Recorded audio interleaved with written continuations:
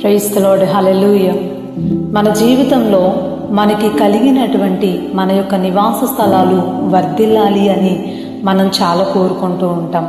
దాని కొరకు అది కొనాలి, ఇలా కట్టాలి, అలా ఉండాలి అంటూ ఎన్నో రకాలైన ఆలోచనలతో దానిని పొందటానికి, మనం అనుకున్నట్లుగా మన యొక్క గృహాలు మార్చబడటానికి చాలా ప్రయత్నిస్తూ ఉంటాం, చాలా కష్టపడుతూ ఉంటాం.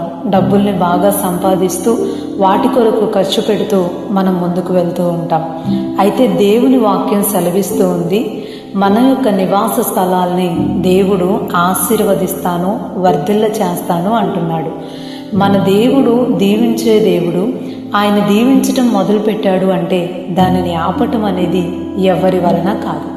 అయితే దేవుడు అట్టి రీతిలో మన యొక్క కుటుంబాలని, మన యొక్క నివాస స్థలాల్ని వర్ధిల్ల చేయాలి అంటే మనము నీతిగా బ్రతకాలి అని దేవుని వాక్యం సెలవిస్తుంది.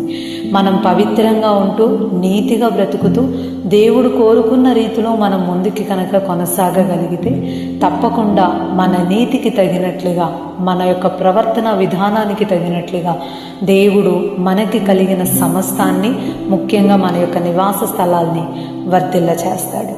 ఆమెన్.